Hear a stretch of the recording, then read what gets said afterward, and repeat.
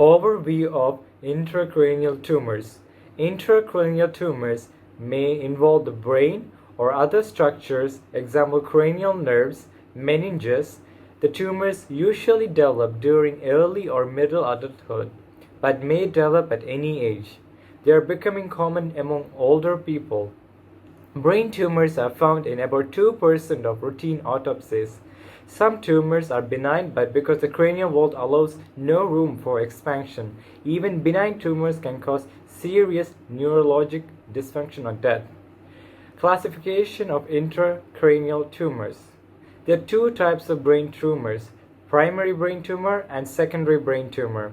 When we come to primary brain tumors, it originates in the brain, either in the brain parenchyma, example gliomas, which include astrocytomas, oligodendrogliomas, and epidymiomas, medulloblastomas, or in extraneural structures like examples of meningomyomas, acute neuromas, or other schwannomas. Secondary brain tumors, brain metastases, originate in the tissues outside the brain and spread to the brain. Brain metastases are about 10 times more common than any primary tumors. Pathophysiology of intracranial tumors.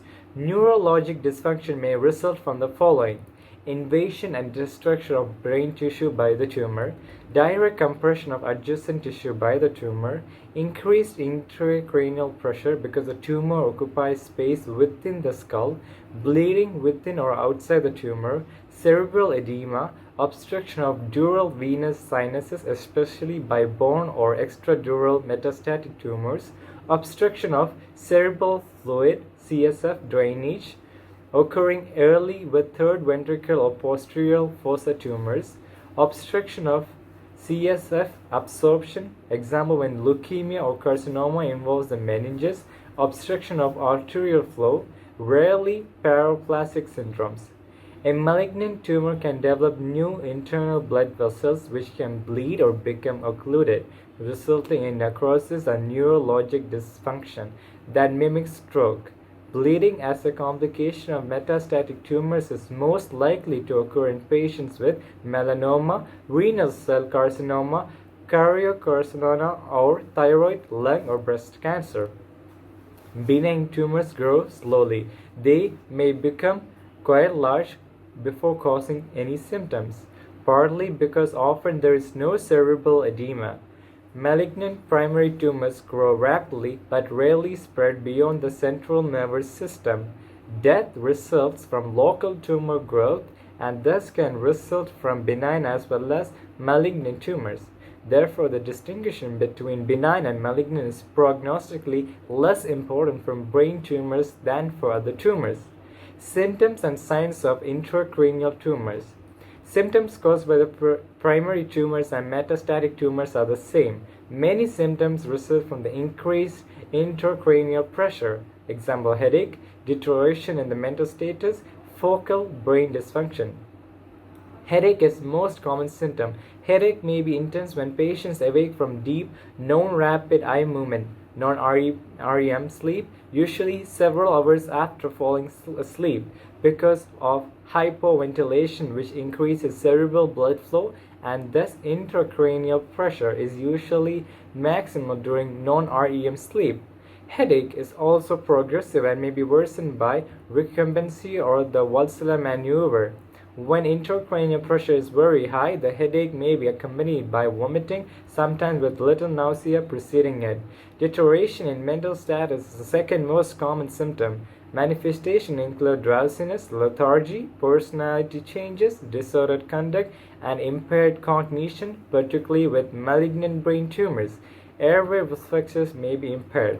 Focal brain dysfunction causes some symptoms: focal neurologic defects, endocrine dysfunction, or focal seizures. Sometimes with secondary generalization may develop depending on the tumor's location.